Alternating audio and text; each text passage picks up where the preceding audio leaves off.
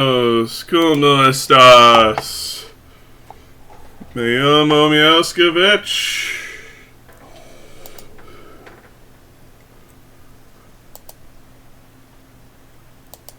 I'm a slime Jima.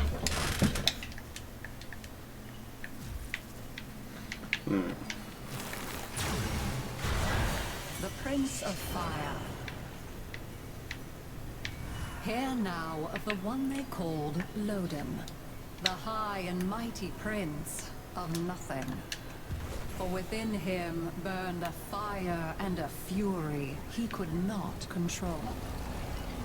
I've seen you drifting among the isles of my kingdom. If it weren't for that manic little imp, he's got it in for you. If you're not a complete idiot, you'll see that we should help one another.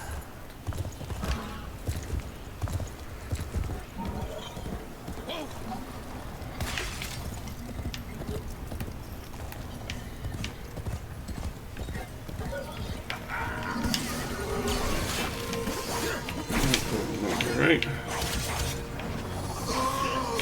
Yeah, I basically just jumped in because while I was setting up I noticed it was only like a couple minutes before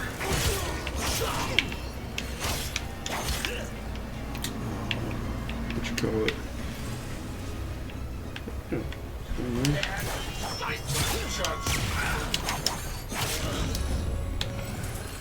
Howdy, Boodle. How you doing today?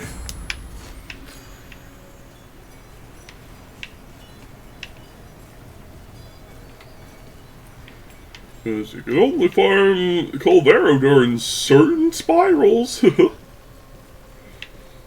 Like that doesn't make this tedious grind any less tedious. How you doing today, Booble?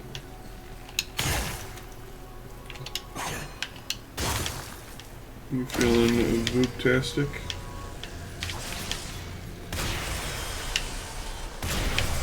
Don't forget to collect your weekly prize from the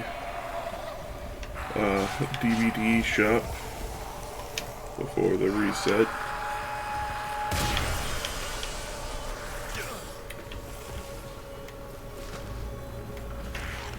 I have no real interest in playing Dead by Daylight at the moment, of course, because with the news that Pinhead is going the way of the dodo, there's bound to be a lot of people playing, and Pinhead is just miserable.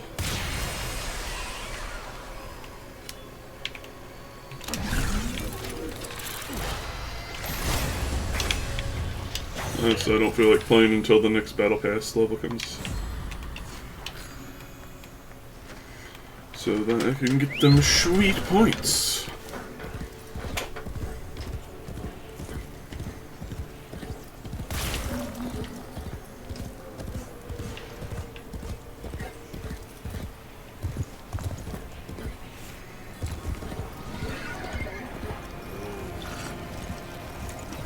I've heard that apparently, starting after them getting Pinhead in, they started making it to where their contracts with people make it more and more difficult for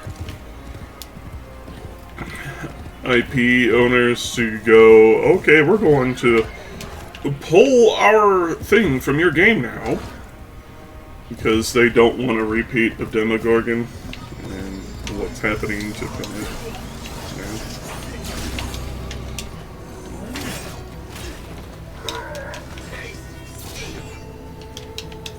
Oh, battery's dead. Looks like I am too. Maybe. If it was on Steel Path, it definitely would have been.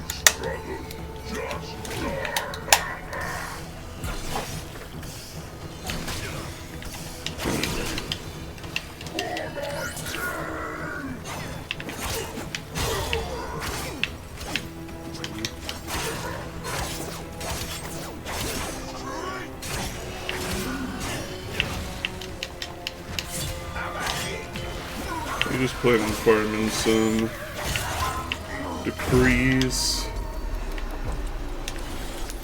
Oh yeah, someone wanted me to call something. I'll have to check that out.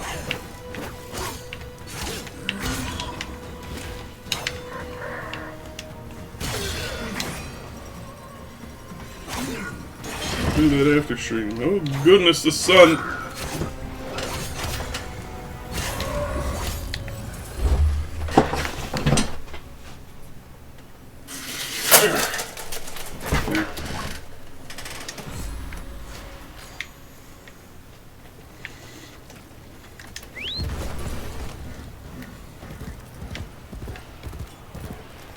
Oh.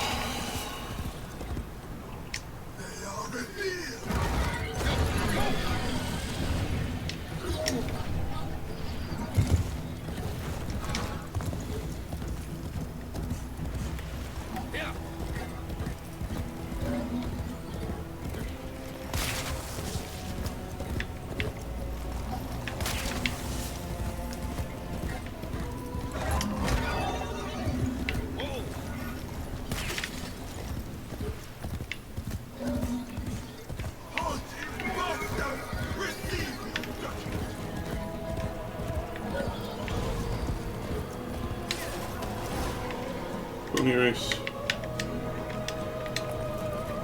Oh, I'm not allowed to. Until I've gotten rid of the mooks.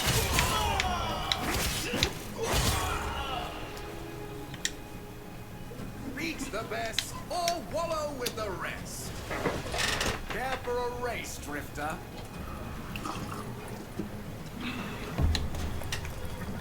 Careful now. Don't hurt yourself. Let's see it.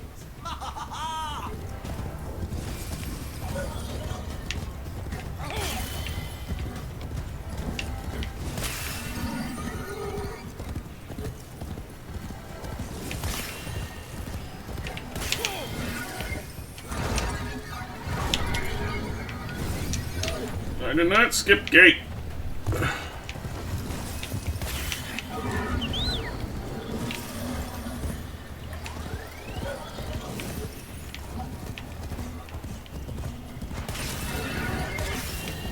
Making good time.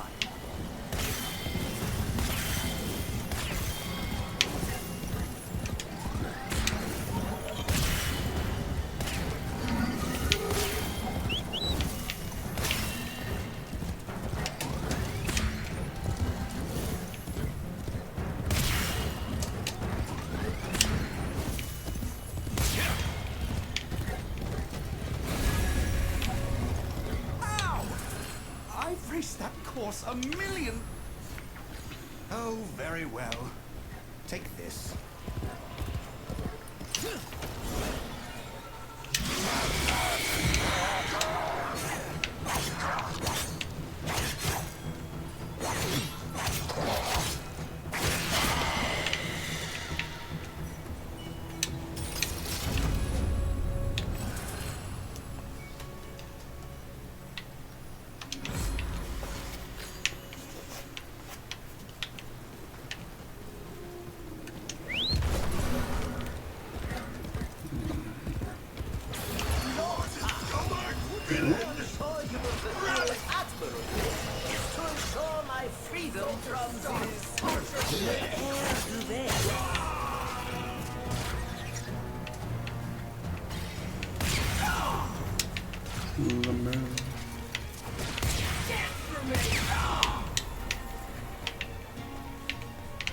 Granted, new counter.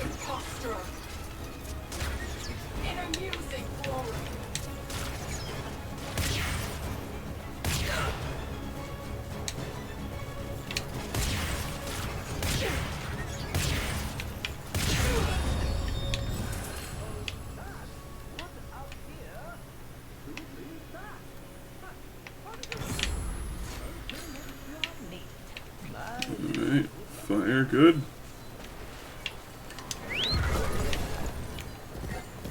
Anyway. Oh, there's like a mushroom. Running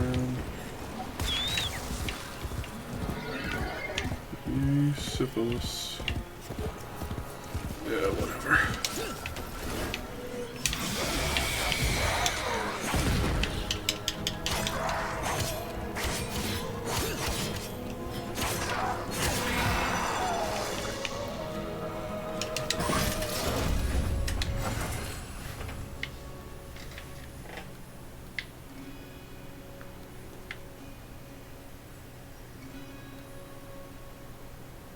No. I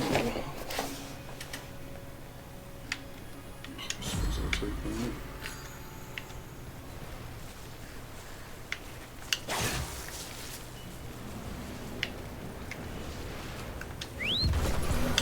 More time. Ooh, a chest. There's a lot of thrackers.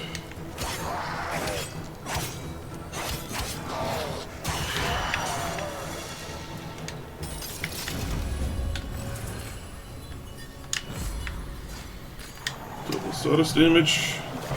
Oh, sorry, nice.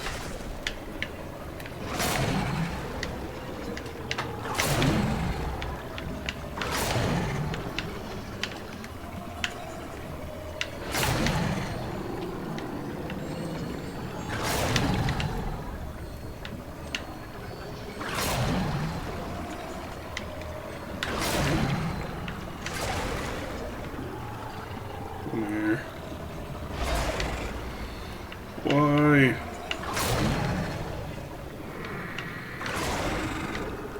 I keep getting caught on invisible!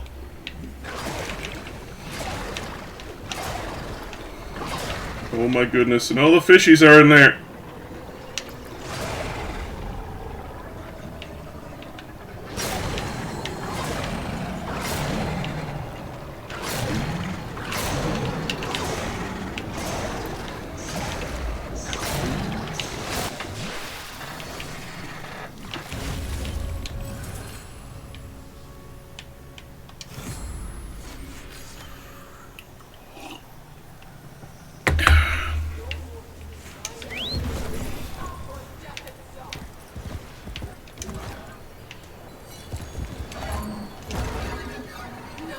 This is... I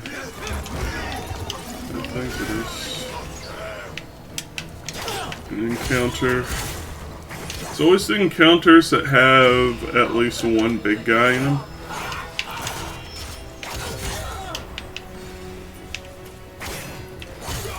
That will give you a decree.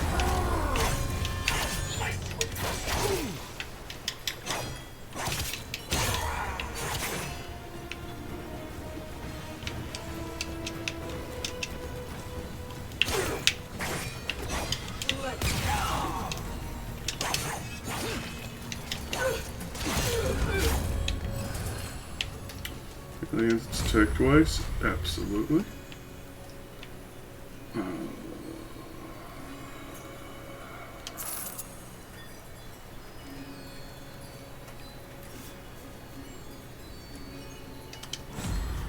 Trick. Once we hit 1,000 max HP, we'll go after Colvero. Or Colervo, whatever you want to call him. Cuckoo-Kachu.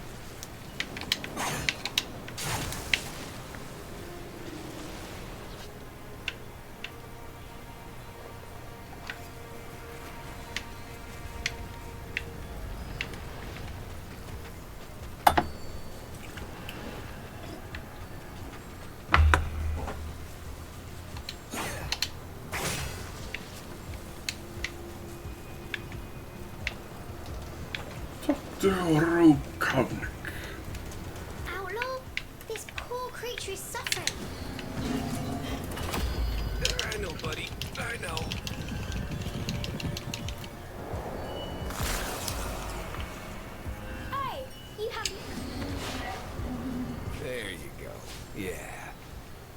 First of good stuff. Oh, how sweet. They wish to show their gratitude. Follow them, Outlaw. Oh, please do follow them. Wow, thanks. I guess we're even.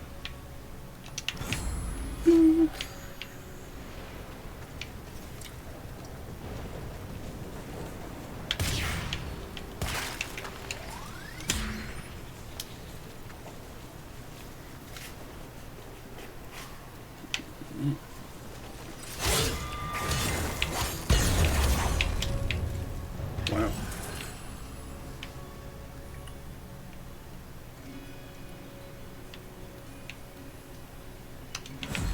Critical frost.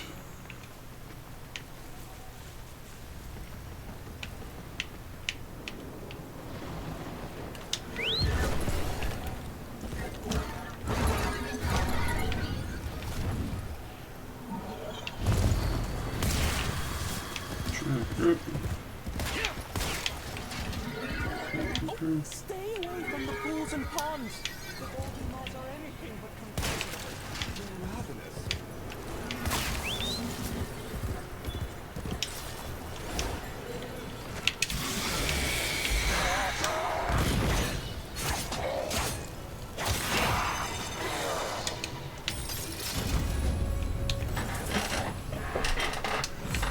Damage is doubled.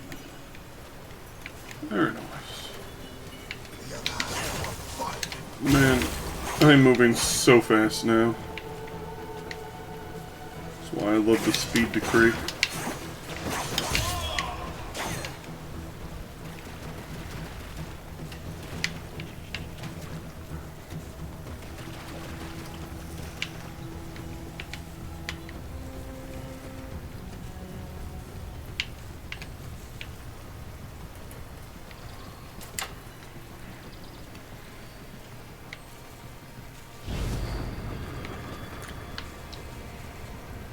My regalia! This is where the bastard imp hid it. Find it, and I'll get you a front row seat at my coronation.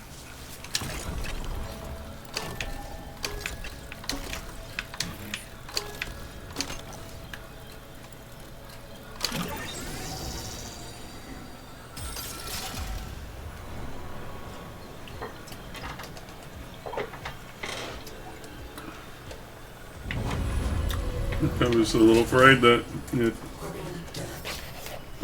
broke. As the never-to-be king's fortune rose, so too did his fire, his indignation, his anger.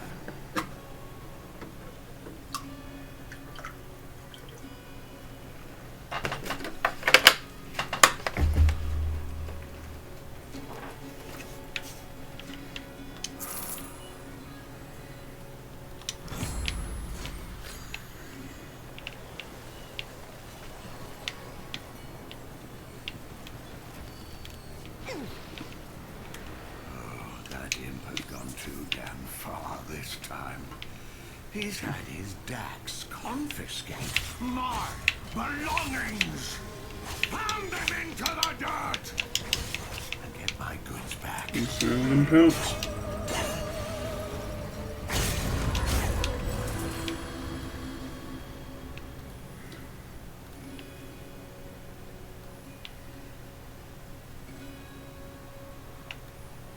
Now, anger is a powerful weapon, be sure of that.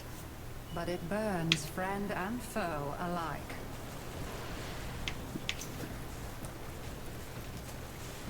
Sure. Sure. Same old, same old.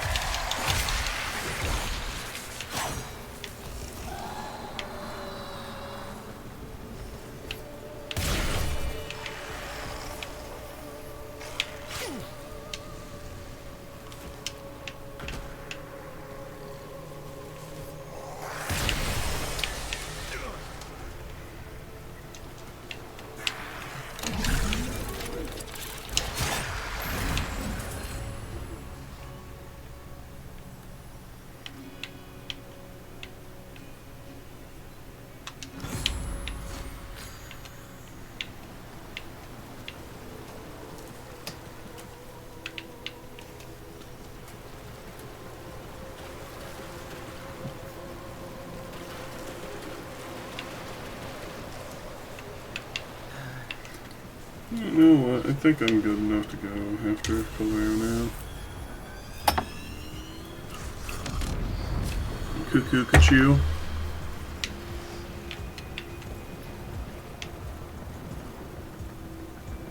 How underrated.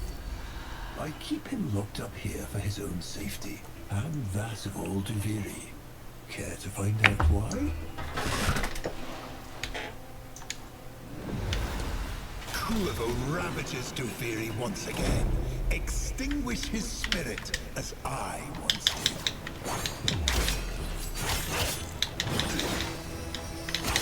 Oh man, he seems pretty difficult. He feels your wrath, Drifter. Yes, continue. Tame his.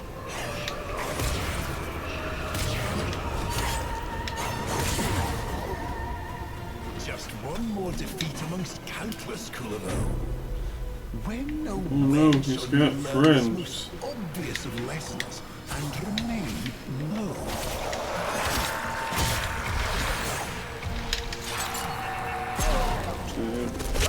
Sip. My stabs give me strength. Oh guys, I don't think I'm gonna make it. The difficulty is way too high. What did this Drifter do to deserve your respect? Do you think you've won? Well, answer me! Answer me!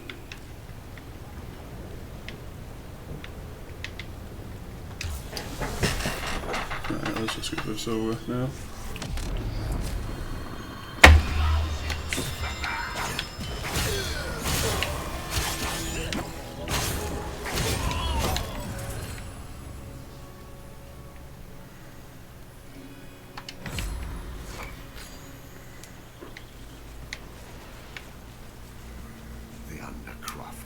Ulcer in the guts of Duviri.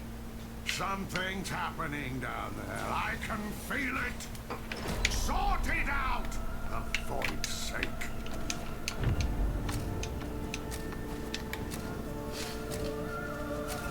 The Paradox has drawn Void Angels to besiege the Undercroft. Undo what their claws have done. Or Duviri may fall to something worse even than traps. The ruptures can be closed, but only if you collect enough ambient void energy. Seize the globes that float nearby.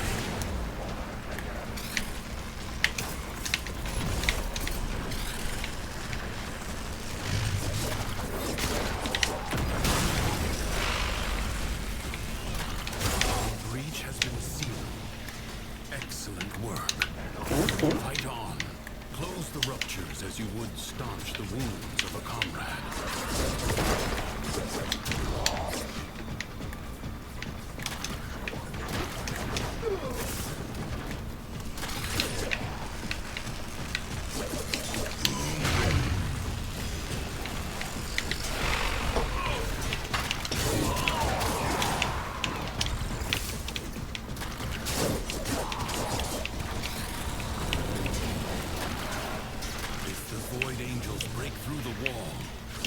Will be freed. Do not allow that to happen.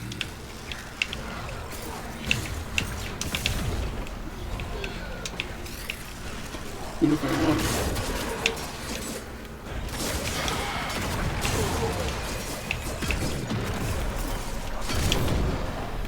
There you go.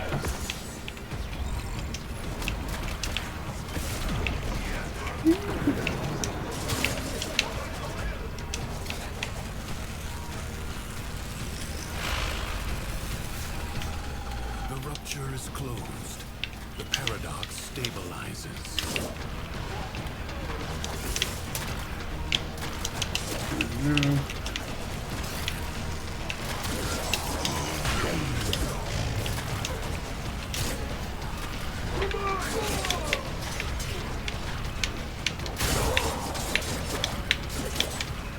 As mighty as Valkyria is, I haven't managed to beat the super boss, Murmur. Okay. I've seen people use Octavia. But I'd have to learn how to do that.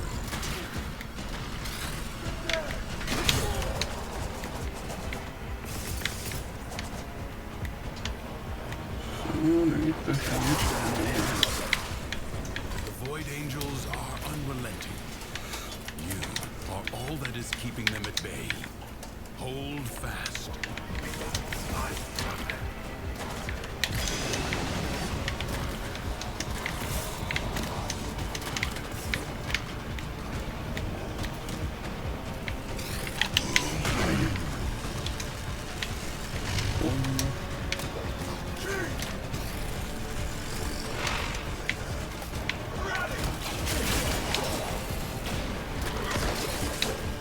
What? It showed my thing being used, but it wasn't using.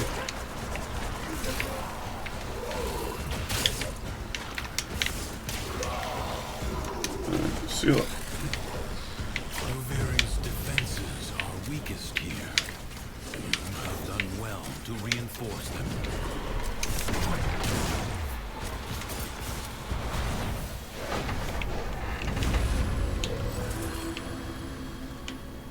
The more Loden's anger drove people away, the more certain he became that he was right.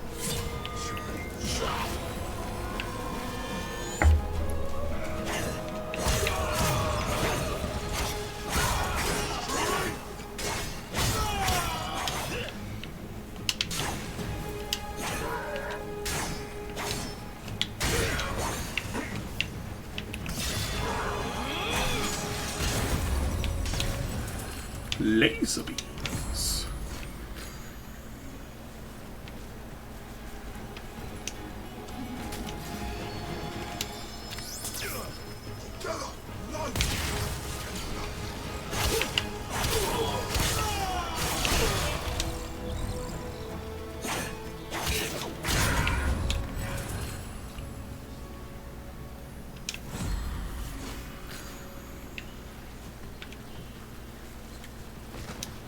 His Majesty doesn't like the caves.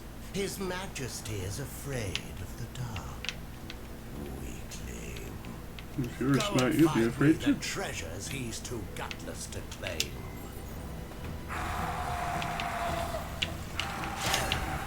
Oh wait, you annoying little gnats.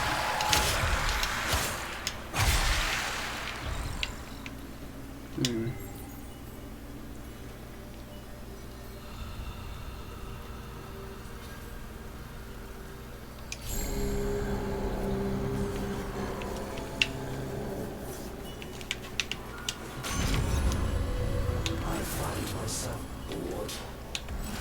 Execute somebody. Anyone will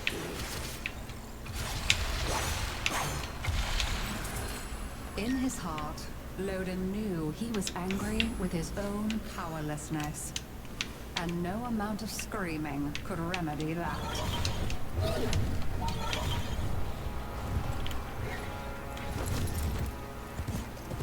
imp thinks he can send his clanking cretins to haul me away. As if I were nothing but a filthy tam snapper. Tam snapper? What the hell is that? Is it someone who snaps Tim Tams? There was nothing righteous and noble about his anger. It was just the raving of a petty, paltry man.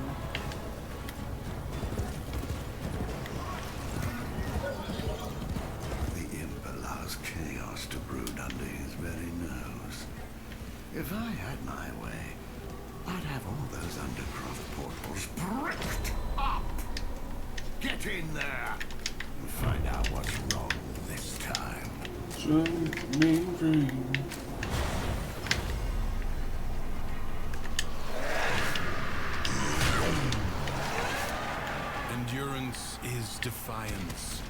prove you can endure the undercraft at its most oppressive.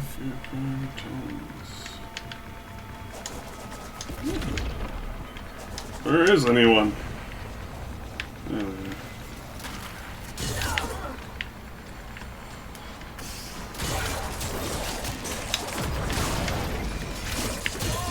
Casual 31 million damage.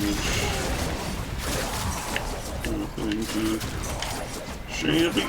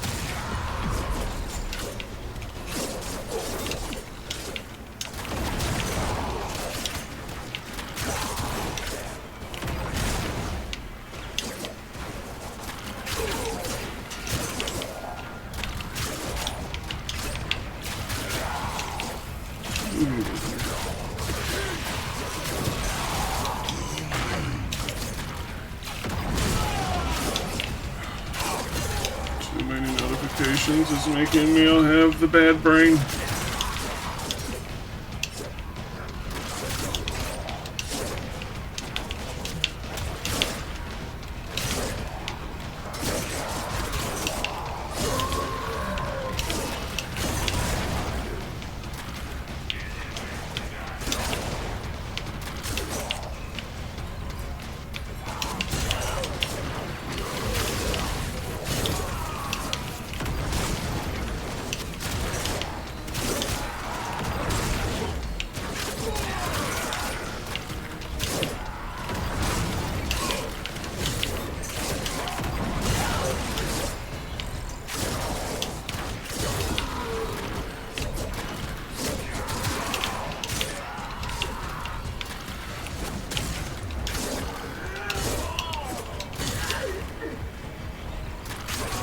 Predicting life support drop point.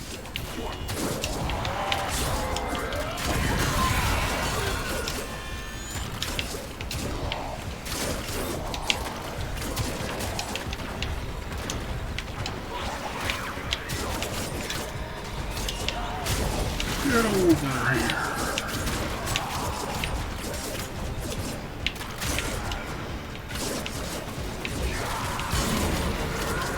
Life support will be scarce. Do not waste it.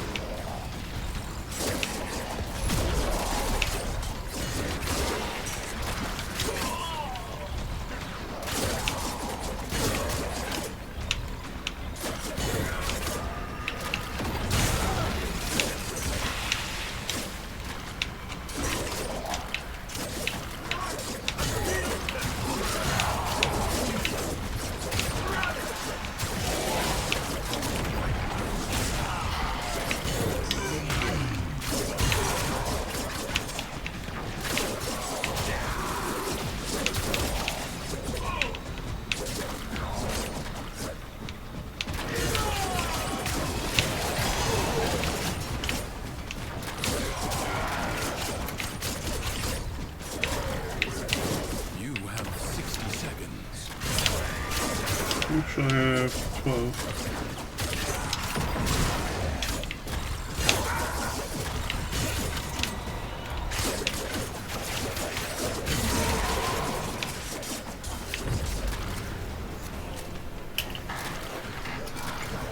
Pour me some coffee.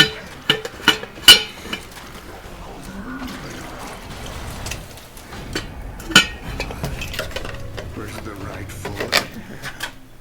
But the boy was chosen. Why is this always happening to me? What is wrong with me? Am I not good enough for all of you?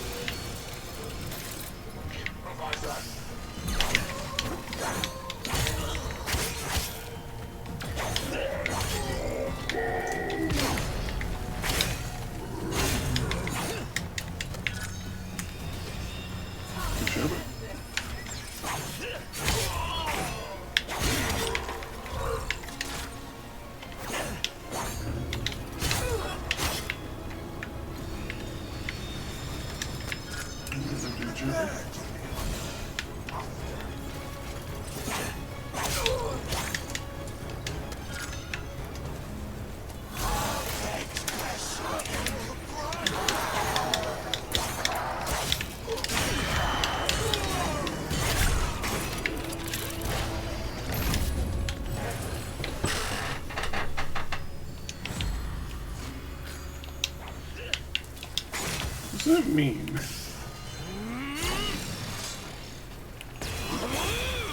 That's a different one.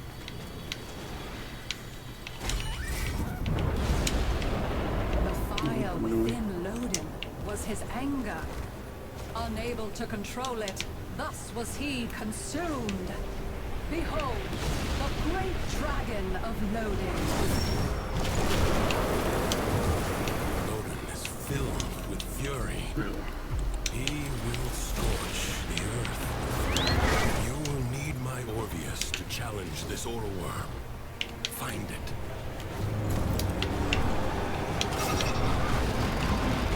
For this shall you lament and repent. The Aura Worm cannot be subdued out in the open. Hit it!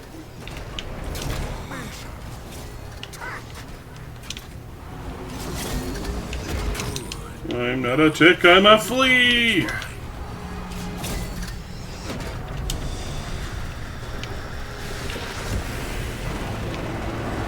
Now, use the beast. Destroy Thrax's bonds.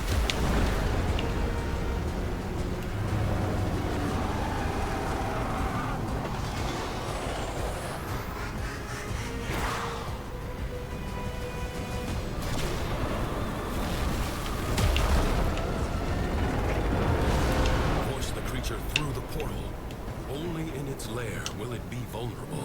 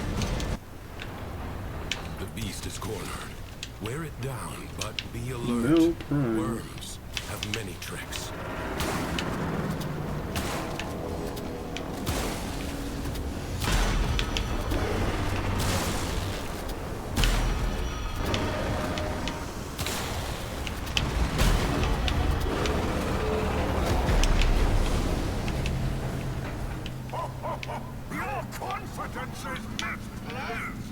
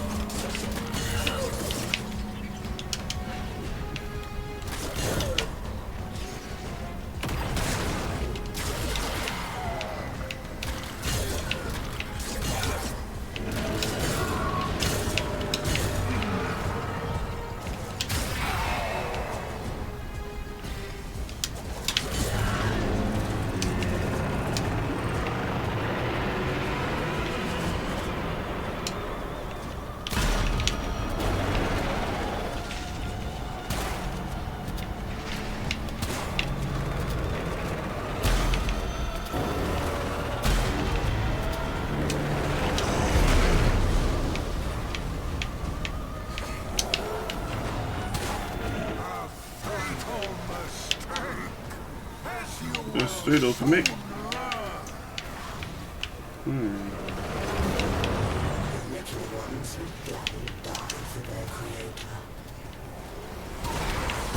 Find a way to stop its spawn.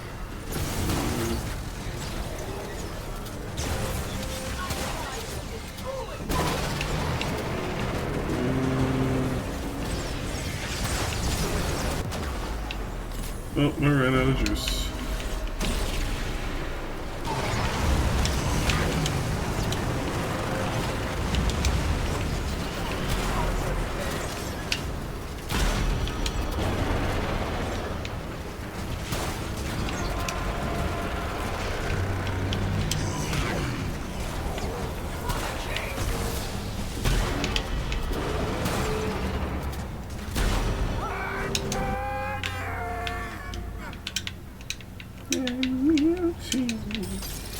Emotion is no longer in turmoil. Bang. The calm of the true warrior has prevailed. What did you do? Should I pretend I haven't? Kulavo did not arrive empty-handed. No, nothing tickled your curiosity. So I need 4 more to get Colervo. And then I'll need another 40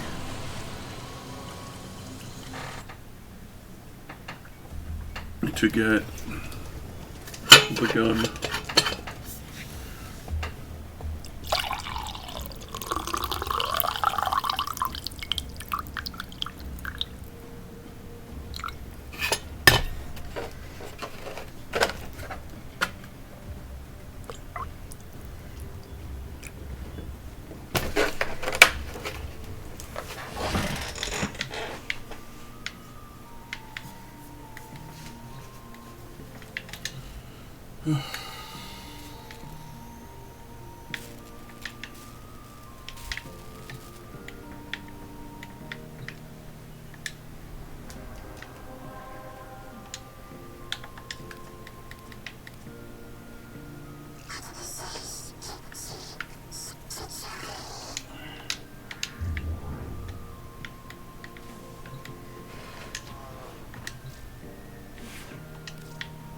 Kind of feel like playing Valkyrie today. Alright.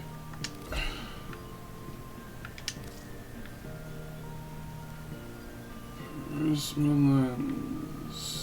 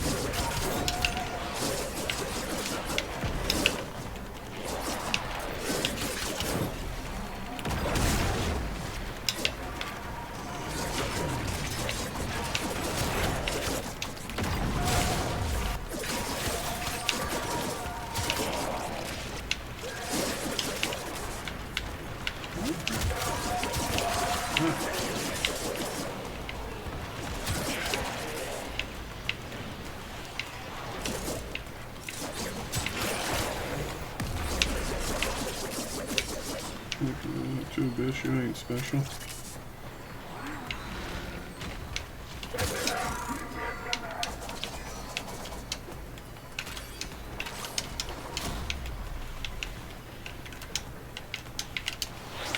Spider-Man.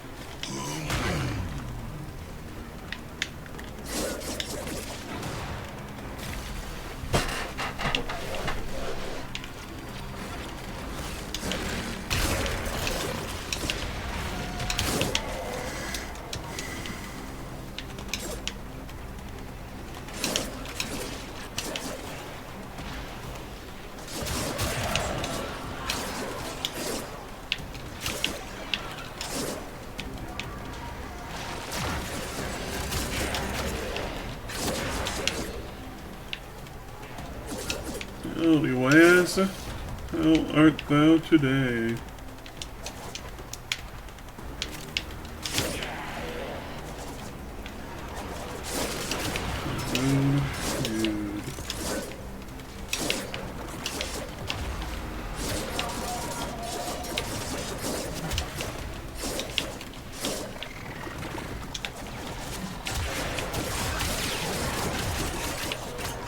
Chunk but prime. Yes.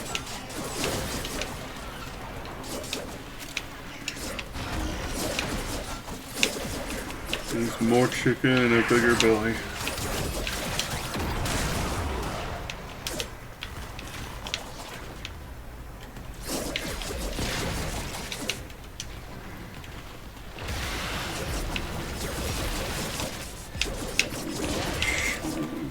Taking 5 million years. We're done here. The extraction team will take over from here. Time to evacuate.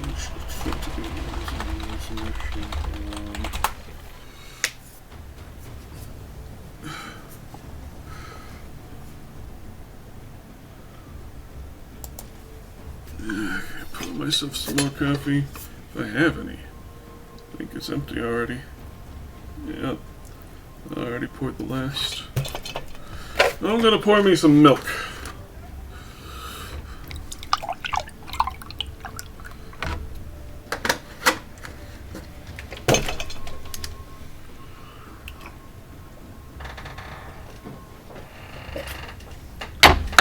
Calcium.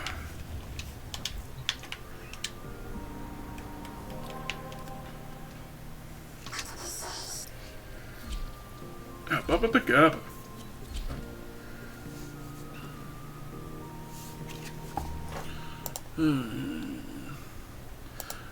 Me.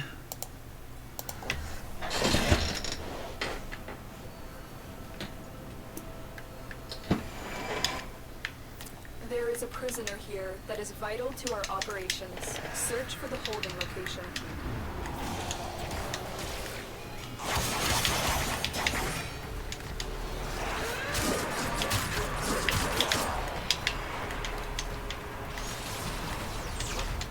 What do you mean I'm out of juice already? Walkers incoming.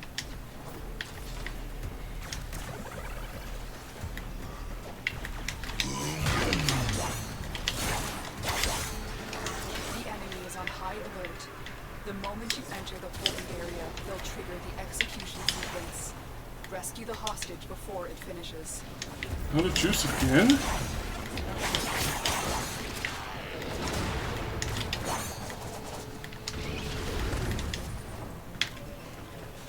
Hurry up. You are running out of time.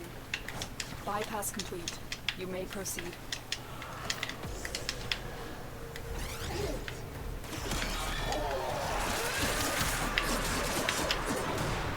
Here are the holding cells. Search each one for the hostage.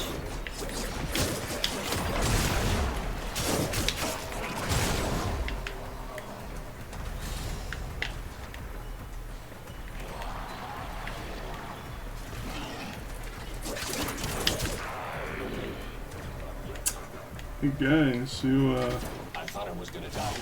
Thank you. You've located the hostage. Escort the prisoner to the extraction point, and I'll take care of the rest.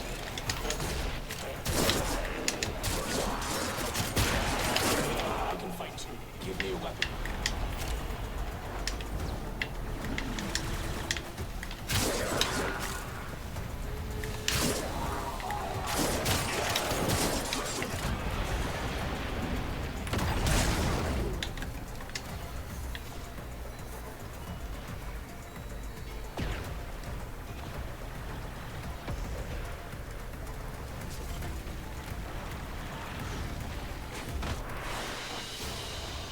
Mission complete. The captive has been liberated. You will be rewarded for this, Tenno.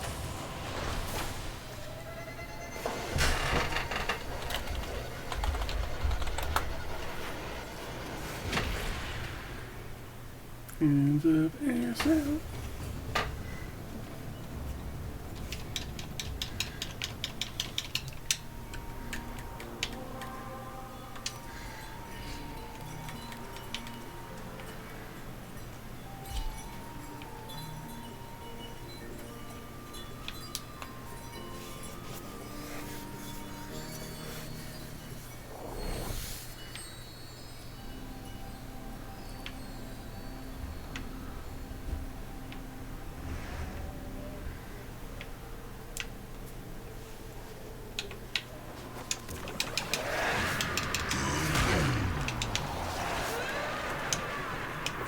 thought we had seen the last of this dreaded raptor project, but now the Corpus have escalated their interest Dreaded and investments.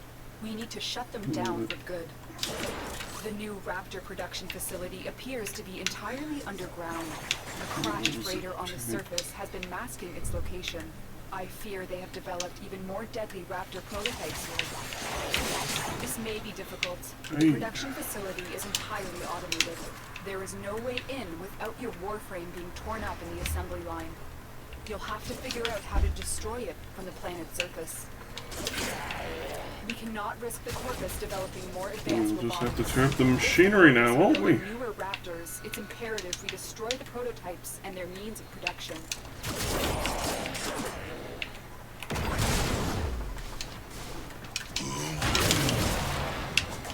The Corpus are using a gravity conveyor system to move product up to the surface. These will be heavily shielded.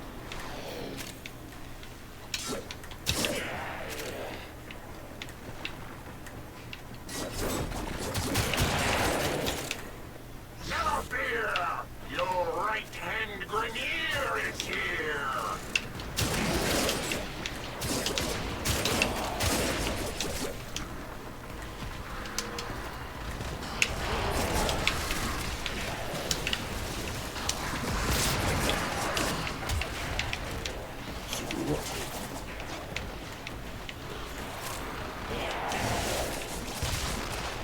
We're almost done. Stay alive and finish the mission. Take out the rest of the conveyors.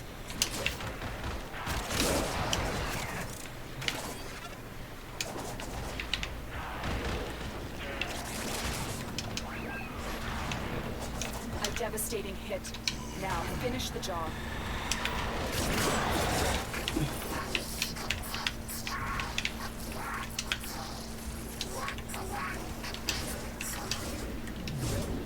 Valkyr Prime weakness identified. There is no such thing. Below ground. Well done, Tenno. I am quite literally invincible.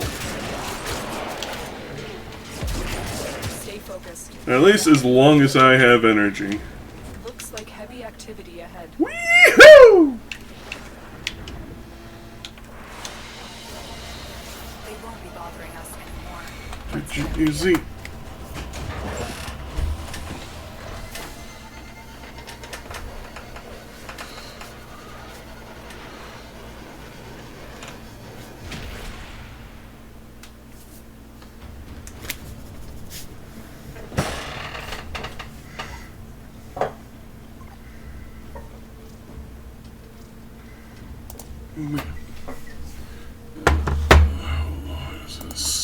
Stalker.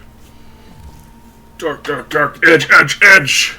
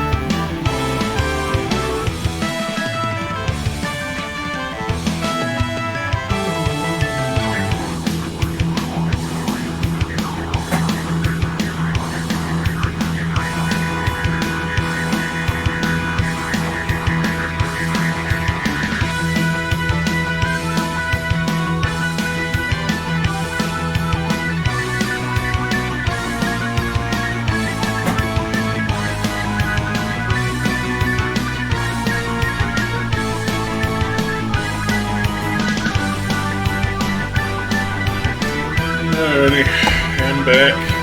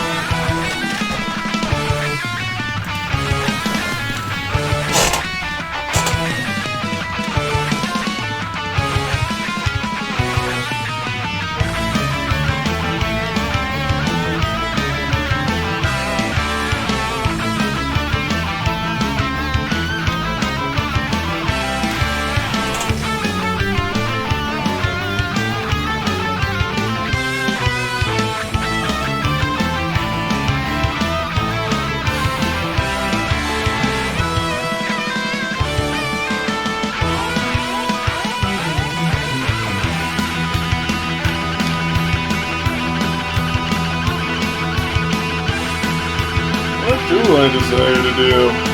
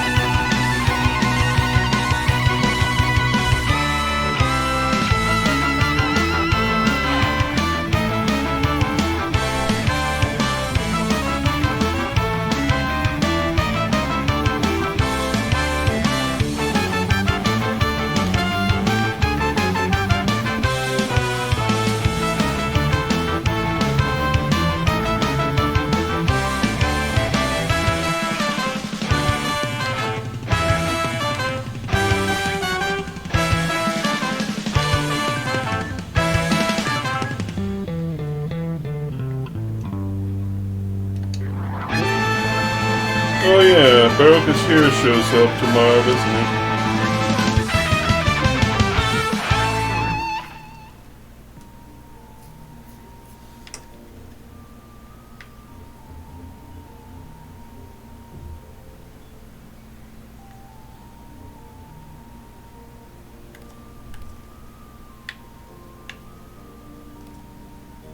Sorry, I'm just at a bit of a loss right now. Mostly because, you know, I can't farm for the thing I want to farm for another 20 minutes. I guess I can just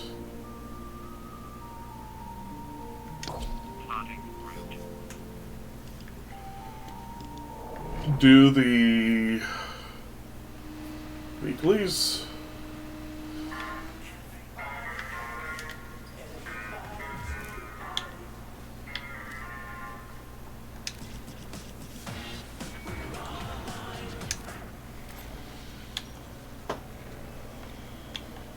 Again, though, I don't really have anything I'm really after.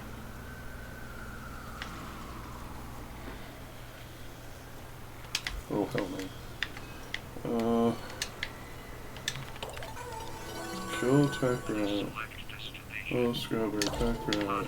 Let's go.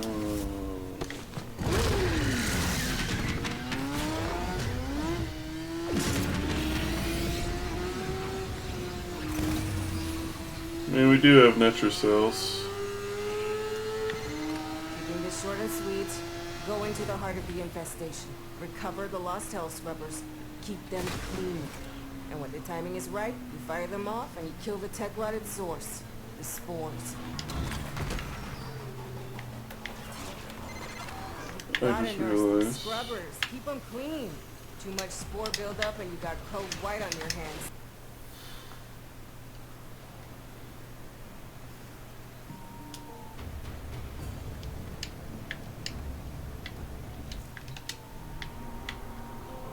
Why are you with me?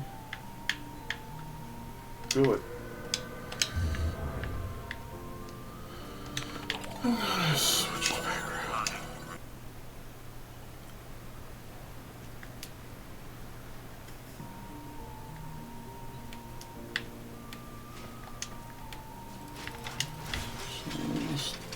Dang thing equipped. Give me my Seltra.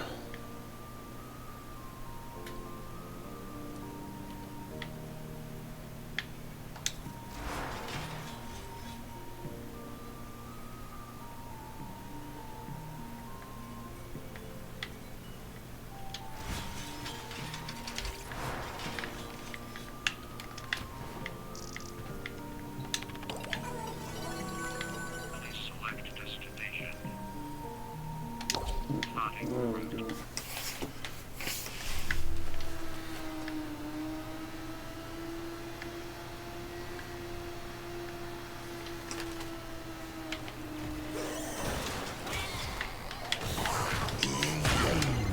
Crack enough tech rod and you're bound to find a few Spore X charges.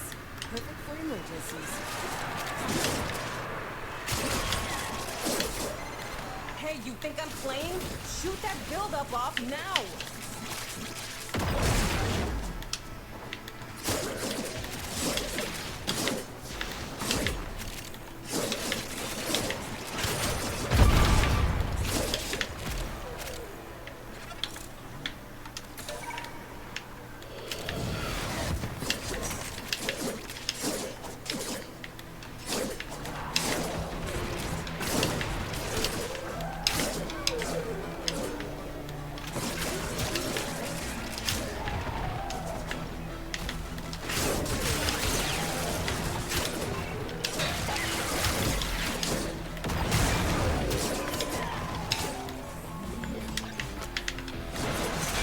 Gotta nurse these scrubbers. Keep them clean.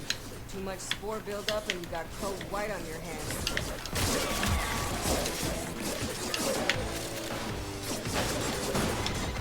I hear Scaldra want these things back, but not even Scaldra's willing to come down here with all this rot. Good thing you're not as smart as Scaldra. Now get to work.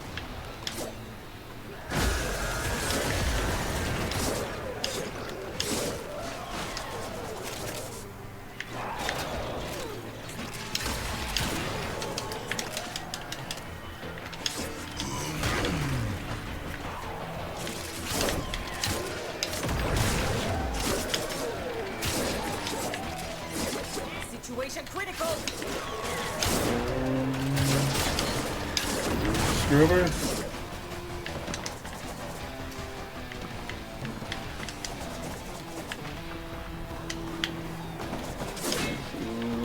It's like... Oh, hey! Welcome to the find out phase!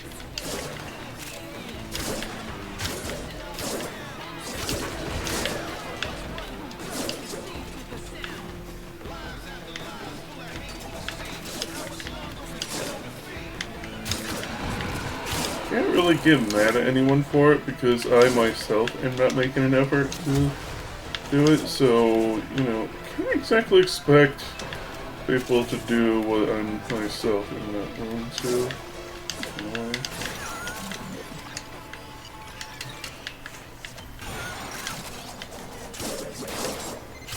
Serving up another health scrubber. Can you open it? Yeah.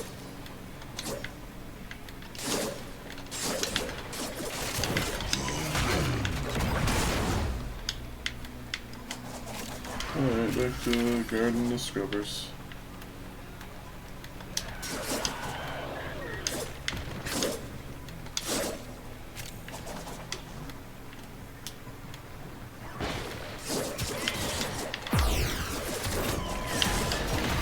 Hey, I need 20 cc's of Is damn that shit. the...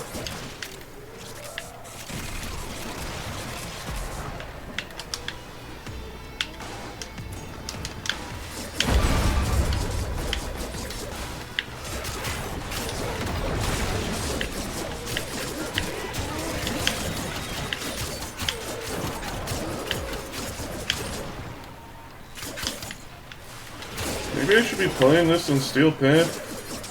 Get some Steel Essence out of the deal. I'm not really doing much for anything else. Bit of a nothing burger of a day, I guess.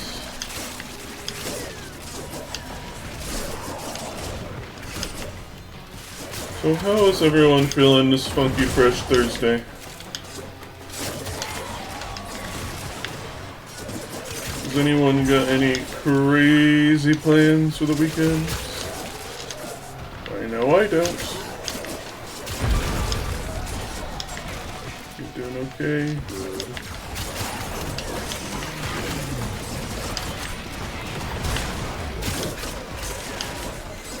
Turns out it's not just hell scrubbers coming out of the rot. There's some stuff we might be interested in. Like this. Got more sprites to draw. Hit this mission's minimum threshold. You didn't come down here to do the minimum, did you? More likely than not gonna play video game. We'll probably be farming for Calervo off stream a lot, since there's only so much grinding I can do within a 2-hour period before it's like, hey, you're not allowed to farm for him anymore.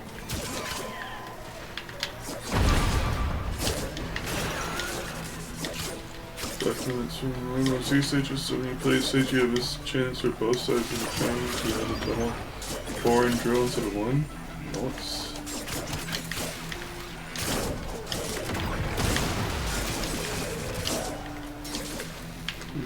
Gotta love unlockables.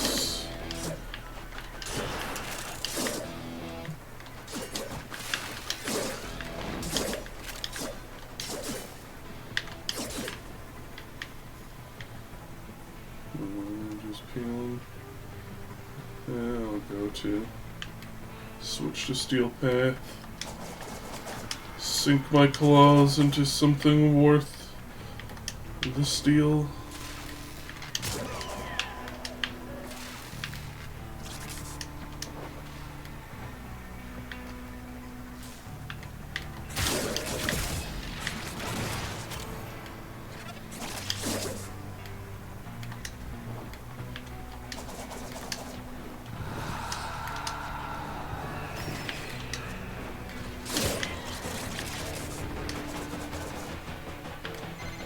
Deal with that scrubber buildup. Stat!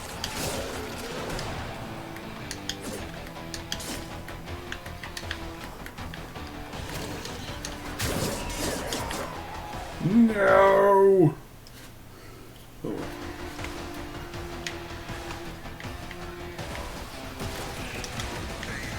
Hey, you think I'm playing? Shoot that buildup off now!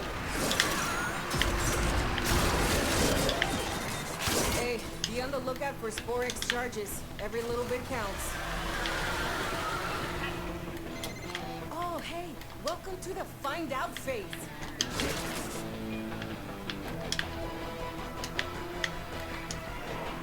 Is everyone ready for Big Saren Milkers next month? Well, not next month. In a couple of weeks, actually.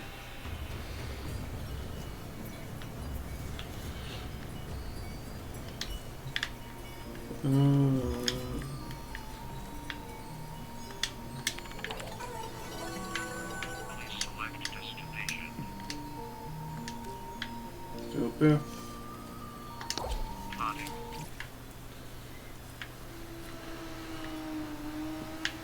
With the glam rock band.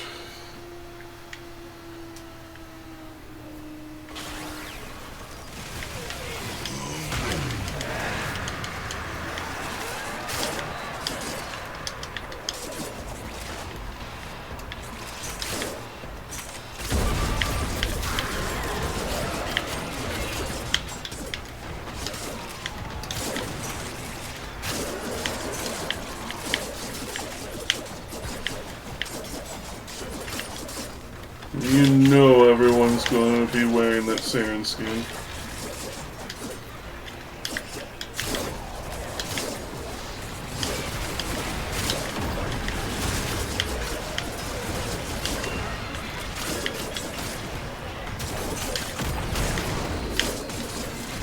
You know why they call them hell scrubbers? Because if you don't blast the build up fast enough, you don't learn what hell is like.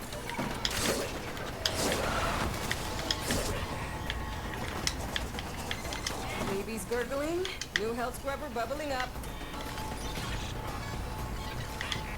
Oh, I hear something, but I don't see it.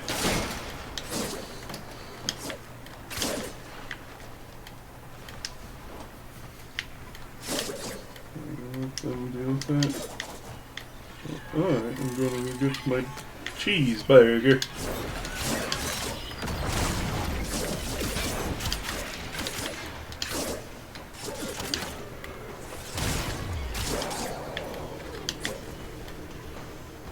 Burger.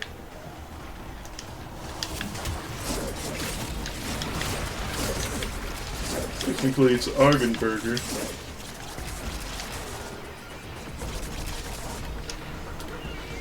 Tasty, tasty burger.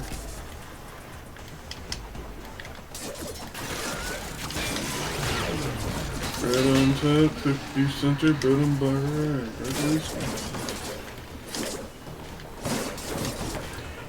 The burger is just the beef patty. It's just that it's been synonymous that the term burger tends to refer to the hamburger sandwich in this modern day and age, but it was just a type of different kind of food, a hamburger steak.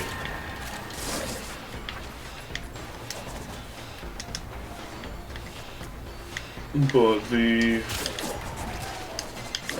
hustle and bustle of American life ushered in someone basically needing a good, tasty food on the go. So they put the burger on some toast, and thus the hamburger sandwich was born.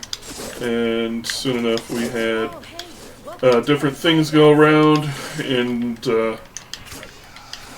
I don't know why the popularity of a sesame seed bun has gone the way of the dodo, but sesame seed buns are, in my opinion, one of the best buns you can have for a burger. Kaiser rolls and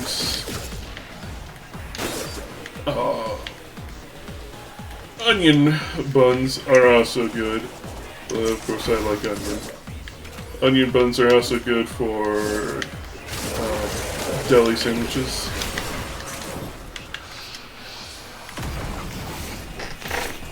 Cooking add-on is funny.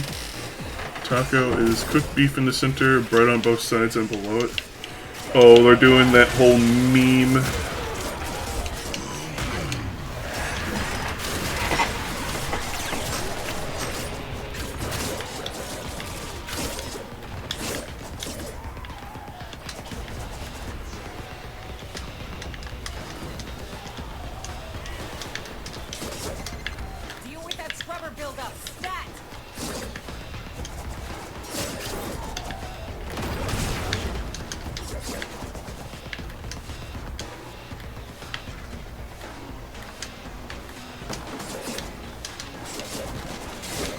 Now you get to do things the hard way.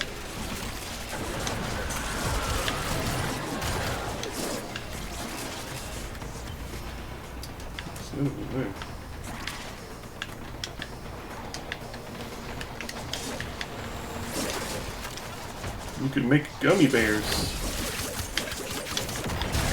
I want gummy bears. Oh, you're not dead.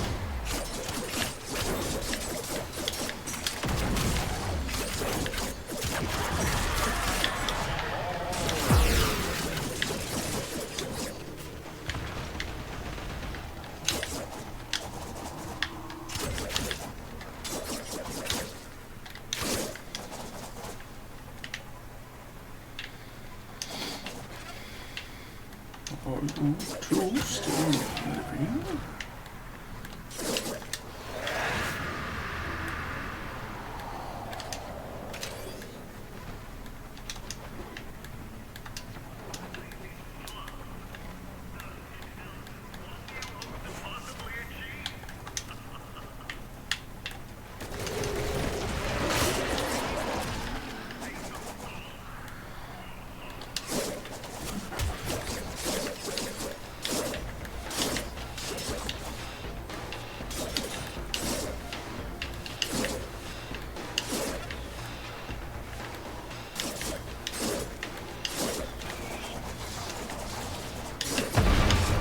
If I remember right, one of the original styles of hamburger sandwiches there are is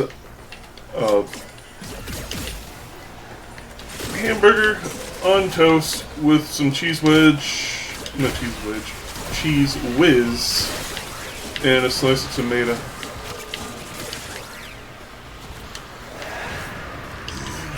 It's one of the OGs.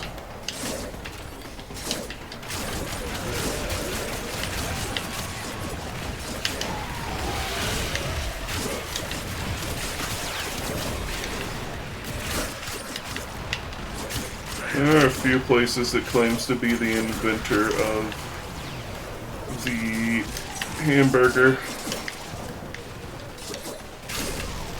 I think it's called Hamburger Historian with is it Matt Waltz? Is that his name? I don't remember. He's the guy on First Week Feast. He has a whole series of hamburger history things of different hamburger sandwiches from all sorts of countries.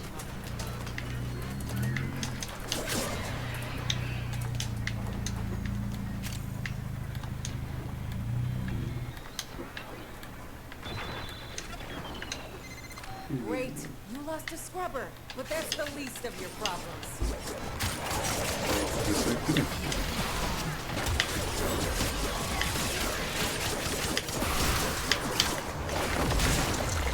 I'll set this aside for you.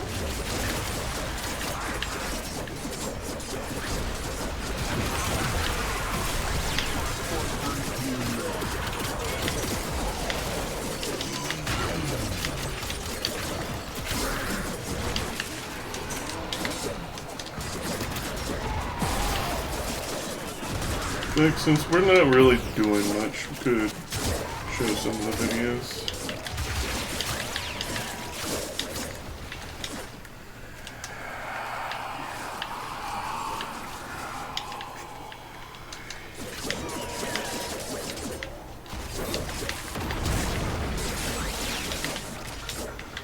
Okay, where is he?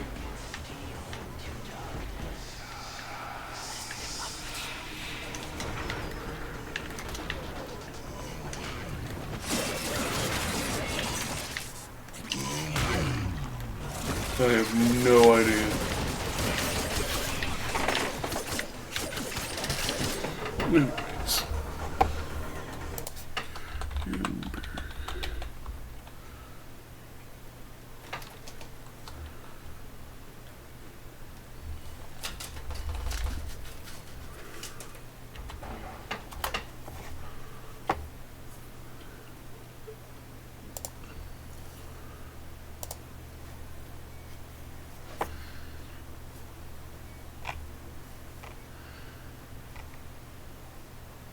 Un momento.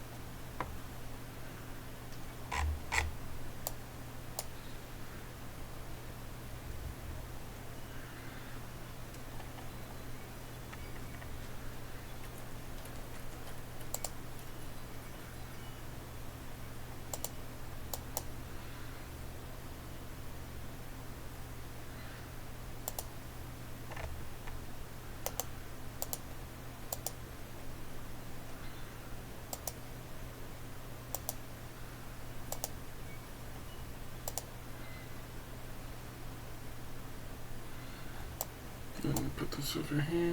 Marker with the funny new slate. That didn't work. Hang on. Yeah, that's fine.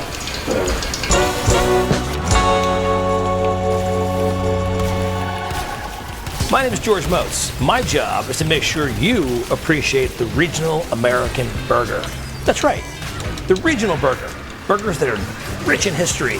These are burgers that become regional burgers because somebody in a region decided to create that thing. That doesn't make any sense. Trying to create that thing. The reason I've become so deeply interested in the American hamburger is because of the regional expression. A regional burger becomes a reflection of the people and the traditions of that part of the country. The burgers that I love in America are not the ones that are cooked up in some corporate lab, but the ones that are actually made by people with deep histories. Those are the burgers that you need to eat also. You ready for this one? We're gonna go deep, literally deep. A deep fried burger. I'm sure a deep fried burger sounds like some kind of stunt burger, but actually no. This burger has DNA that goes all the way back to the beginning, the dawn of the burger age. In the beginning, there were no flat tops. If you wanted to cook a burger, you had to get a skillet. And when you cooked in a skillet, there was no way for the grease, the rendered beef fat, to go anywhere. During a busy lunch hour, the cooks would not have time to drain off the rendered beef fat, so they inadvertently invented an incredible method of deep frying burgers. You can still walk into a place and find a skillet with beef tallow in it, like Dyer's in Memphis. They had a very specific method, and it was deep frying, but they would deep fry a paper thin piece of raw beef. Places like Dyer's have a big piece of marble in the back where they smash out their burgers, and this is actually just a piece from Home Depot. This is very important that you're careful with grease. I'm using peanut oil. The temperature you want is right around 325 degrees. There's a lot of water content in beef, and the minute that water content hits the oil, it's going to explode. Anything above 400 degrees, you could be in trouble. That's how my hair got like this. What they do at Dyer's in Memphis is very important. They take the spatula, big, wide, flat spatula first, and they dip it into the hot oil. Number one. And they actually do this, and they put a little bit of grease on the surface first. They drop a ball of beef, and they use a mallet. They have like a wooden mallet, and they press out the beef so it's paper thin, like a bricklayer. Then you have to gently get this thing off of here and slip it into the oil. Oh shit! Oh, here we go. Turning off my magic. And that's it. What's really cool about this process, deep frying a burger, is lightning fast. This will be done in a matter of seconds. Look at that, it's already done. You can tell if it's done if it's crispy and brown around the edges. What is going on? I'm wearing protective gear, as you can see. You may want to wear goggles, honestly. This is kind of dangerous. Now watch this. This is a very cool method. They do at Dyer's to get the cheese on the burger. What they actually do is they put the cheese right on there. Why can't I not change slow dip back into the grease. Okay. Slice of onion, some pickles. I'm gonna make a double. That's what we did the first time. There we go. Oh! Whoa! Almost had a wipe out. Condiments are not, we're not talking about bacon and lettuce and mayonnaise and everything else. In the beginning, it was really just mustard, onion, and pickle. In the beginning, it was really just onion. The deep fried burger, one of the original American hamburgers that still can be found in certain spots in the Midwest.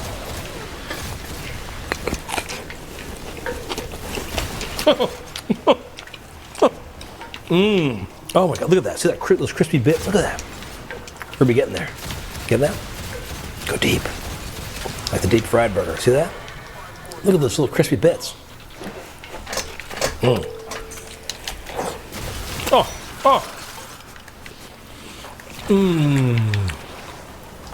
That's happiness. That is happiness. Right there. Oh, hot, crunchy. The raw onion is crunchy. The pickles. The melted cheese. Melted by grease. Oh. You'd think this would be like a real grease bomb. It's just soaked with grease. It's actually not as greasy as you'd think. It's no greasier than cooking on a flat top. Probably a little more greasy than cooking on a grill, that's for sure. Hello. I'm talking about biting into history. If you go to Memphis, you go to Dyer's, they apparently have not changed the grease since 1912. I'm George Motes. I'll see you next time. Make more burgers.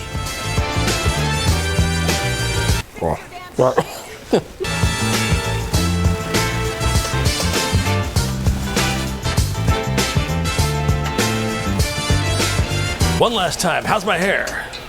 Look at me directly. Have I learned any TikTok dances? Yes, I have. My daughter did teach me some. I'm not doing them. Oh, come on. Just a little.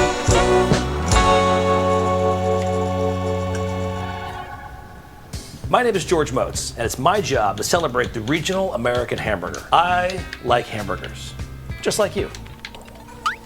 Regional burgers are everywhere, which means that there's a certain regional identity to a hamburger in many parts of the United States. Sorry, I just bubbled it. You see that bubble coming out of my mouth? When you get into the regional American hamburger, you're actually getting into history, and you're learning about where these burgers come from. In a way, we're actually learning all about who we are as Americans. Today, I'm going to teach you about a regional icon from Hawaii. Yes, Hawaii, the Loco Moco. When you think of a Hawaiian burger, unfortunately, I think you're probably thinking of pineapples, you're thinking of ham. You ready for this one? It wasn't even invented in Hawaii. The pineapple on a burger was actually started in Ontario, Canada.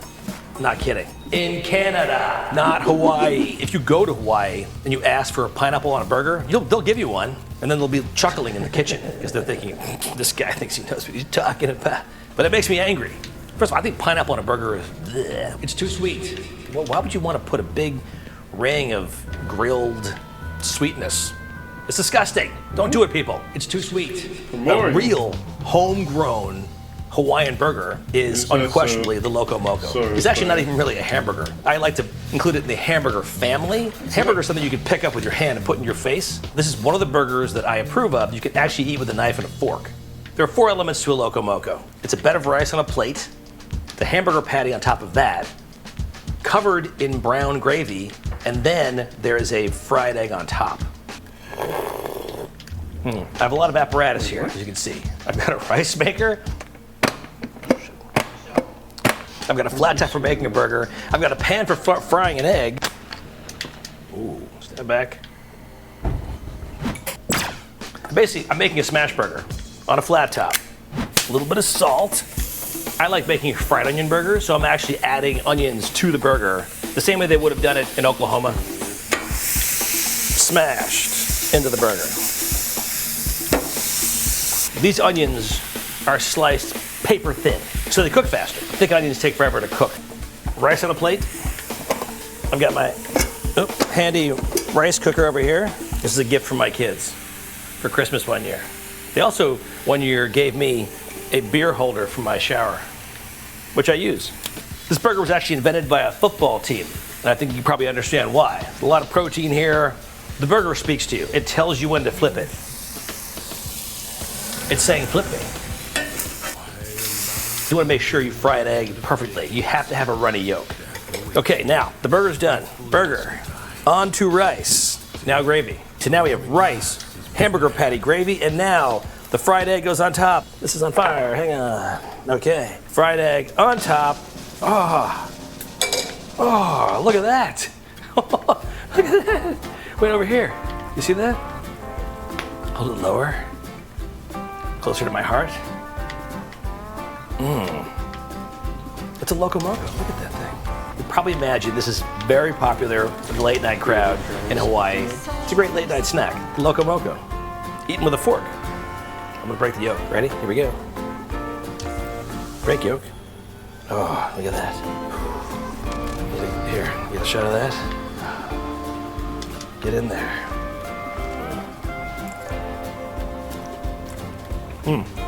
Oh.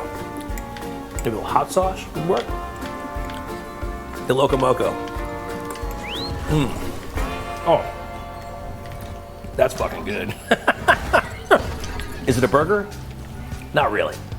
It's a hamburger plate, which actually goes back to the beginning of the hamburger, if you think about it, in Germany, where hamburgers were not served on buns or bread. They were served on a plate, just like this. Just not with rice and an egg and gravy on top. So, yeah. Is it good? Oh yeah. Is it in the hamburger family? Definitely. Is it a hamburger? Not really. And it's Hawaiian. A real Hawaiian burger. Not a pineapple in sight. See you next time. I saw that, but it wasn't appearing on my navigation, so I'll have to try that later. I could literally drink this. Wow, you could drink it too, but no, it's pretty intense.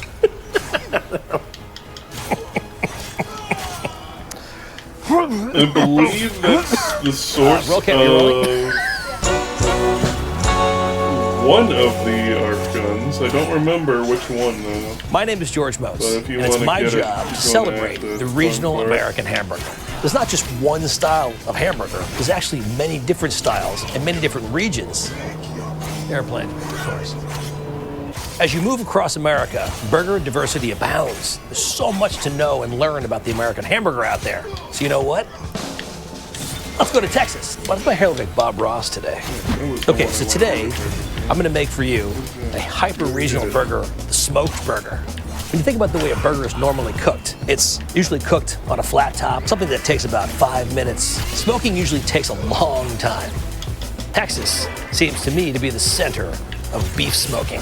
Beef sausage, beef rib, beef brisket. So it makes sense that my first smoked burger was in Texas. Wait, hang on. Whoa.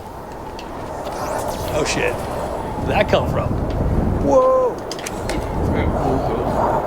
Let's smoke a burger. What I've done here, I've taken a classic backyard kettle grill and I've set it up for offset smoking, which basically means that I've got coals on one side and I'm gonna put the burgers on the other side.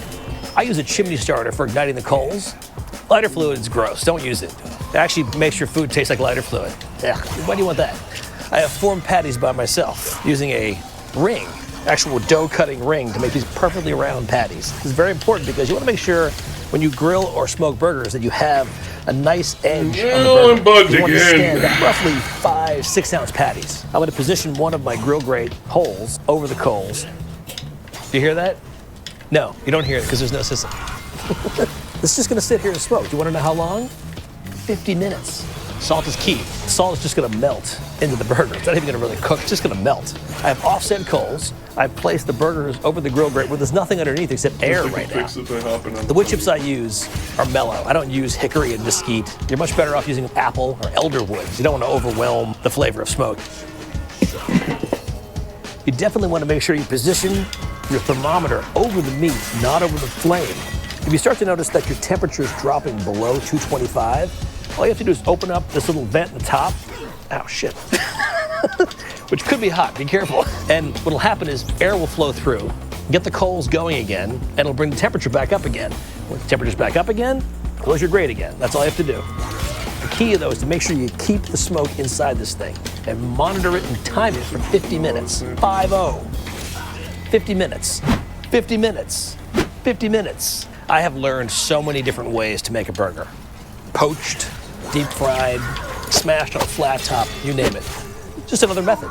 But when you think about smoking, you think about standing around waiting for that big moment to reveal the amazing meat you've been cooking for sometimes half a day. So what we really do is we're applying the rules of barbecue smoke to a burger, which is very unique. It's a nice way to cross the two worlds. I mean, right now, that smoke makes me want to grab a beer or 3. It doesn't. And sit around and watch this thing cook. That's exactly what we're doing. It actually makes you slow down. A lot of times when you cook burgers, it's a lot of work. A lot of work happening. And it's a very short amount of time. The random skeleton this is much cat, slower. Please go away. This is, sit down and smell the smoke. With me combat. We're about halfway through right now, so I'm going to go ahead and check the wood chips and flip the burgers. Oh, yeah. Look at that. I'm reloading because I want some more smoke in there. I'm not going to feed you, bird. Go fuck yourself. We're rolling, bird. Here we go. 50 minutes. We're ready. Oh, look at those. Oh, yeah. 50 minutes. That's what you get. I only put 3 things on a smoked burger. On a very uncomplicated, squishy roll. Untoasted, even. First, a slice of raw onion in the bottom to protect the bottom. Second, you put the patty. Oh. Next, I'm gonna put the pickles on. Dill pickle slices. There's so much sweetness in your barbecue sauce that you want to be able to balance that with a good dill pickle slice. And then, barbecue sauce. Any kind of barbecue sauce. Uncomplicated, very Texan, and smoked. It's a smoked burger. Oh, smoked ring. Oh,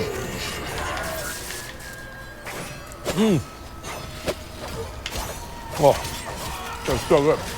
I've done a lot of hamburger research over the years. The largest number of hamburger joints in my book, Hamburger America, are in Texas, because it's a very burger-proud state. I'm very proud of this burger.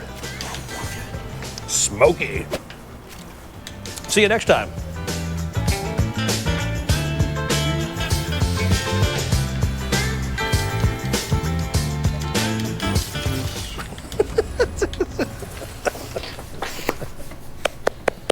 Okay, shall we? A rolling camera? No. Here's Johnny.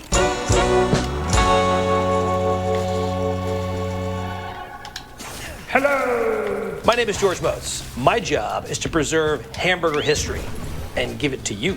How about this one? The Cuban frita. Invented in Cuba, obviously, many, many years ago. And to me, one of the greatest Cuban-American gastronomic expressions. But unfortunately, the Cuban frita is alive and well in Miami, and that's important because you actually can't really find a good frita in Cuba anymore. That's because thanks to many decades of communist rule, all those ingredients are not available anymore. In 1959, Cubans began to flee their country following the Cuban Revolution, and many settled in Miami, only about 200 miles away. The frita was one of the culinary survivors of the Exodus. Sharing the same DNA as the American hamburger, the frita was served from street carts in Havana before Fidel Castro seized control of the country. I don't see the tally on. Oh, it is. Okay, you rolling, Ruby? Okay, marker. People who know me as a purist, and I wouldn't normally consider a hamburger something with stuff in the meat. This is the one exception I do make. Basically, it's an American hamburger with a lot of spices inside the meat. But honestly, to really get a good one, you have to go to El Mago, you have to go to El Rey de las Fritas, all these great places that are in Little Havana in Miami. That's where you're gonna find a great Cuban frita. The beef is very important. In my recipe, to 2 pounds of ground beef, I've added grated onion, 2 garlic cloves, 2 tablespoons of paprika, some cumin, pretty much the spices you'd find in chorizo. We got a flat top, we got a hot flat top. Now, all the frita emporiums of Little Havana use a flat top also. It's the only way to make it, and you'll see why. I also have a special red sauce. This sauce is very important. This sauce actually lubricates the burger when it's on the flat top. It's basically water, apple cider vinegar, hot sauce, sugar, tomato paste, garlic. Okay, and make a patty, right? And just like in Little Havana, they smash it thin. They also add some onion right now, but once they smash it thin, they use this red sauce on it. Check this out. That bubbles up all around it.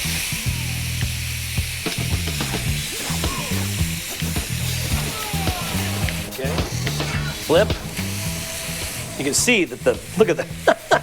It's almost like it's actually burned, but it's because of all those spices and things in the burger, it browns very quickly. Let that cook down. Now what I have over here is a classic Cuban roll. It's a Cuban hamburger roll. This is actually from Miami.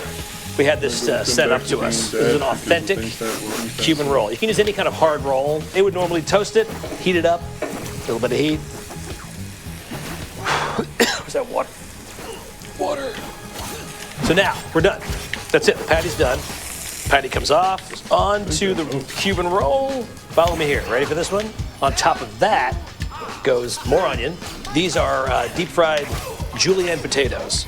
Potato sticks, basically. Look at that. And to that, we actually also add, I wouldn't normally ever do this, ever. No, I gotta try to get it in my head here. Okay, ketchup is too sweet to put on a burger, people. To be totally honest, the real reason I don't put ketchup on a burger, and you shouldn't either, is because it's a very overwhelming flavor. Ketchup is very sweet. It takes away from all that beefy greatness going on there. Very sweet. Will I unfollow someone on Instagram if I see them using ketchup? No. Will I disrespect them? Oh, definitely. It's too sweet. My kids don't put ketchup on burger. Thinking crazy? What kind of a dad would I be if my children were putting ketchup on a burger? Sugar ketchup. We have ketchup. Use unsweetened It's hidden in the ketchup. back. I appreciate this burger so much. It is the one burger, one of the very few burgers I'll actually have put ketchup on. It's part of the experience. And it actually does work really well with this. And there it is. That's the Cuban frita. That's my version of the Cuban frita, at least. I know everybody in Miami's laughing, but hey, you know what? I think I did a pretty good job. Oh. That's good. Actually really good. Oh, Gosh, Yeah. these guys are being relentless today. here's the thing. Good. Oh. Whoa. Oh, good. If you go to Florida and you go down to South Beach, you owe it to Out of my yourself to get your ass off the beach, cross 95, and go over to Little Havana and try to find a Cuban frito. Seriously. You're not really in Miami if you're not eating like this. Sorry.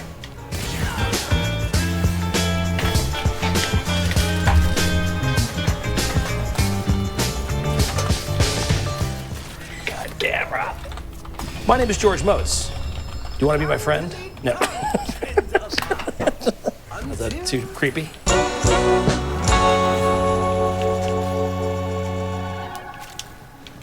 Sometimes in my hamburger research, I find one-off burgers in restaurants. Not necessarily a regional specialty, but a specialty of the restaurant alone. Take, for example, the Gunder Burger from the Irish Shanty in Elgin, Iowa, or the Bernie's Special at the Shady Glen in Connecticut. These are specialty burgers that really only exist at that one location. They're fan favorites, and in some cases, fan favorites for a very, very long time. Today, I'm going to teach you about a Today I want to teach you about Today I'm going to teach you about a specialty burger. It's actually also very close to my home. It's from Brooklyn, New York, the Gargiulo Burger, from a place called Brennan & Carr. Brennan & Carr is not a hamburger joint. It's actually a place that serves hot sliced roast beef on rolls. It's an incredible place with lots of history, opened in 1938. Think of a roast beef sandwich, a hot sliced roast beef sandwich, a beef patty. On top of that, sliced, amazing roast beef, sauteed Spanish onions, 2 slices of American cheese, and then guess what? The whole damn thing gets dipped. Yeah! It's hot. Is it hot? Yeah, it's hot. Oh, here, I got it here. Whole damn thing gets dipped into a vat of beef broth. Ready to cook? Let's do it. I have a pre-formed burger patty, fresh beef, of course, always. Onto the flat top. We've got a little bit of salt. You want to start with a pretty good sized patty because this thing is going to be going onto a very large hard roll. So this is not going to be some wimpy burger. This is a big burger. 4 to 5 ounces is probably a good size for this burger. Okay, now, what I want to do also is heat up some fresh sliced, this is just deli roast beef. If you go to Brennan & Carr, they actually cook their own roasts and then slice them themselves, and it's very good. But for now, I'm going to heat it up just right next to it. Yeah, it's about 525 degrees. There's some really cool history behind this burger. Gargiulo's is a very fancy, huge Italian restaurant in Coney Island. Brennan & Carr usually feeds the staff at Gargiulo's every Sunday. And instead of making everybody a separate order, it's a big staff. And they would actually put out big buckets of burgers and big buckets of roast beef. And they would actually bring their own Italian bread to make sandwiches. And a couple of guys started putting a burger patty and roast beef together on the same bun. And the Gargiulo burger was born. I usually preach the word of smash. I am a smash burger guy. I love smash burgers so much. I know that Seth Rogen called thick patty eaters dickheads.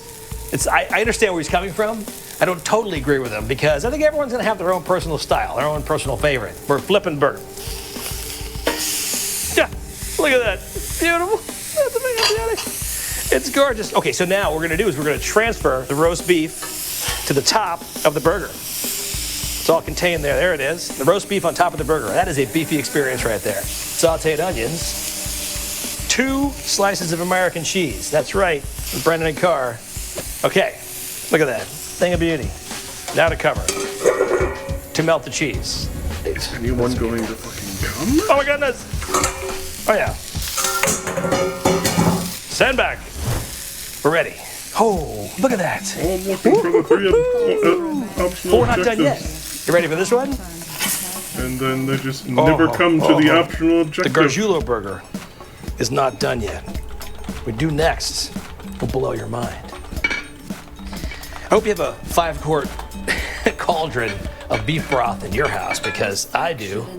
Yes, look at that. Glorious beef broth. Okay, just like at Brennan & Carr, the whole damn thing goes into the broth. Oh shit! That was not supposed to happen.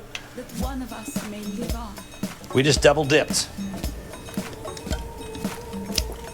Wow. The Gargiulo burger. Explosive. You know what? Explosively beefy. Whoa. Oh, yeah. Go ahead. Uh-huh. Oh. Oh.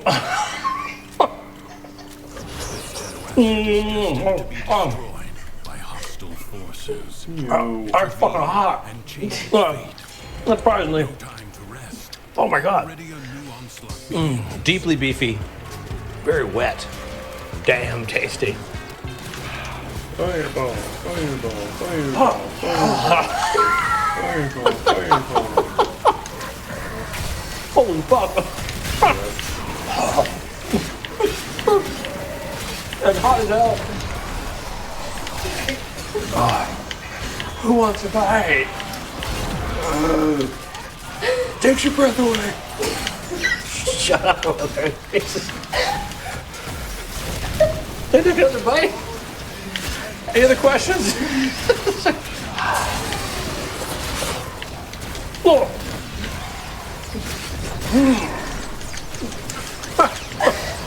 Yes, you can definitely, this is very true. You really can find incredible burgers and incredible burger experiences in some of the most unlikely places. Like in the corner of Nostrand Avenue and Marine Park.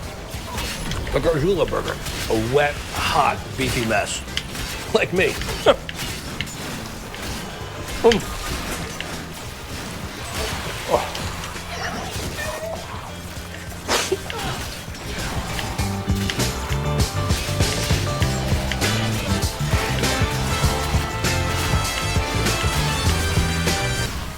So just I want to let you know, so we're making a little historical video about hamburgers, and I'm including the Gargiulo burger. So I'll let you, I got your blessing, that's good. Okay, I'm gonna try to make one on camera. I could almost cry. Jesus Christ, sorry.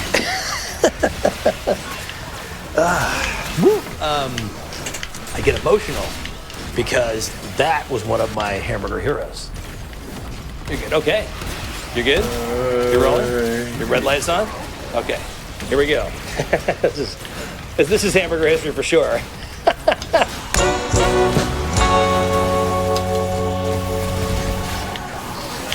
I get great joy preserving the American hamburger. How's my hair? Really good? That wasn't convincing enough.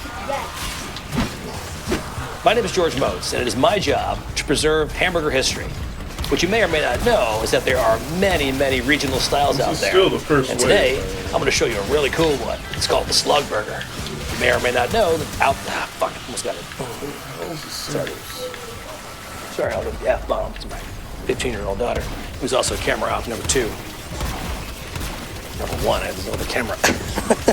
Let's do it. Like most regional burgers in America, the Slug Burger exists in a very, very tiny part of the country, specifically in northern Mississippi. Hard times leading up to the Great Depression meant people had to use inventive ways to extend their food supply. When it came to a hamburger restaurant, that meant taking yesterday's bread, stale bread, crushing it up and putting it into today's beef supply, thereby extending the beef supply. It was a very ingenious way to make the meat last for many, many days. Now you know the history, let's cook. Beef. And we have breadcrumbs. You take a hero roll and you dry it out overnight, and then you throw it in your Cuisinart or blender. You want big chunks in there. Big chunks are very important. How much breadcrumb you put in is up to you. Adding breadcrumbs. So there are no slugs in this burger, in case you were maybe you're hoping for slugs. The name actually comes from the old term for a nickel, because these burgers used to cost a nickel. They would say, "Give me a slug." Maybe some people like slugs in their burger. So all I'm doing is combining the meat and the breadcrumbs. That's it. Don't put anything else in here. No seasoning, nothing. I have a ball of beef. It's breadcrumbs, it's high heat, it's beef, it's some salt. We're gonna make a patty by pressing it into shape.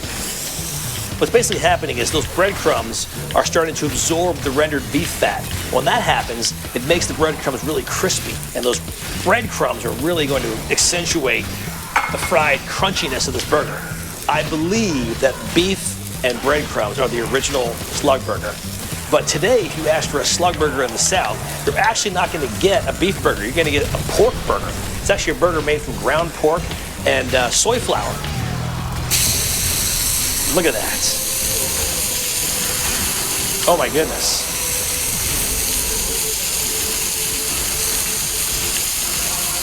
Also, this burger has no cheese. We're not putting cheese on this burger. You know why?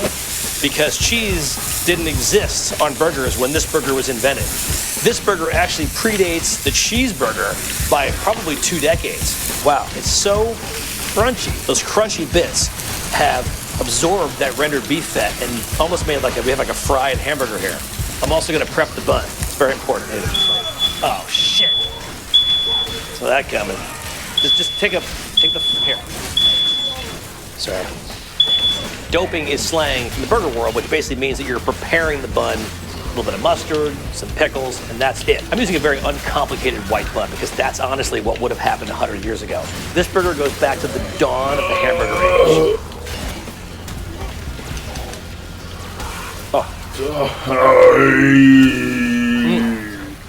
Why am I so slow? Oh.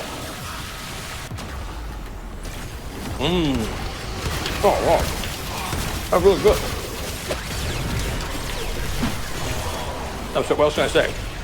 To me, that tastes unbelievably accurate. The value of appreciating a regional burger like this is that you get to go back in time and experience what somebody may have experienced 100 years ago. It's about method. It also doesn't help that we got the literal worst undercraft mission that we could possibly get. That's my job. My job is to make sure you appreciate the regional hamburger. This doesn't help that we don't have any weapons worthwhile. Wait, we got... Oh no, Sally. Stupid pinch. Let's win this. Ruby! Okay, I'm glad you missed flute class. You tell that teacher we're going to play extra flute today. My name is George Motes. Do you want to be my friend? No. My name is George Motes.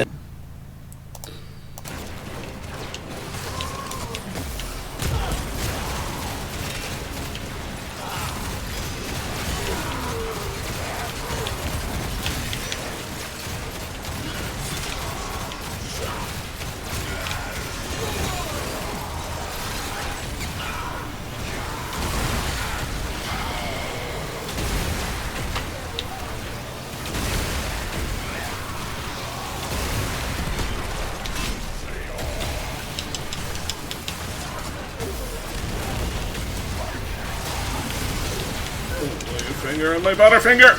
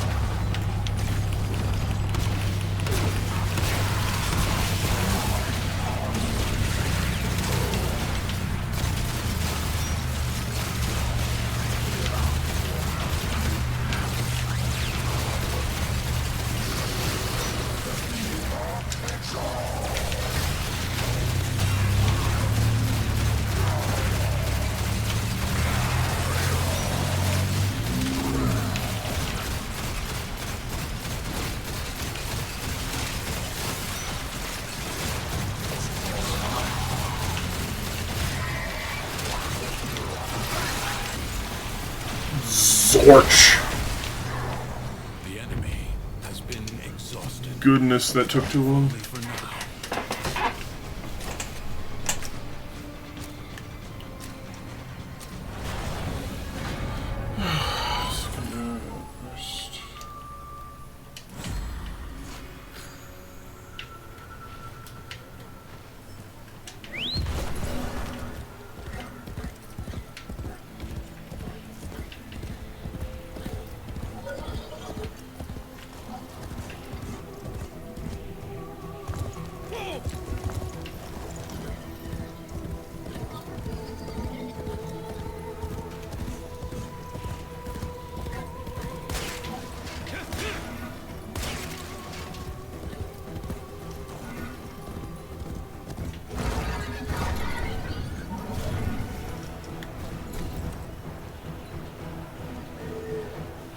You know what?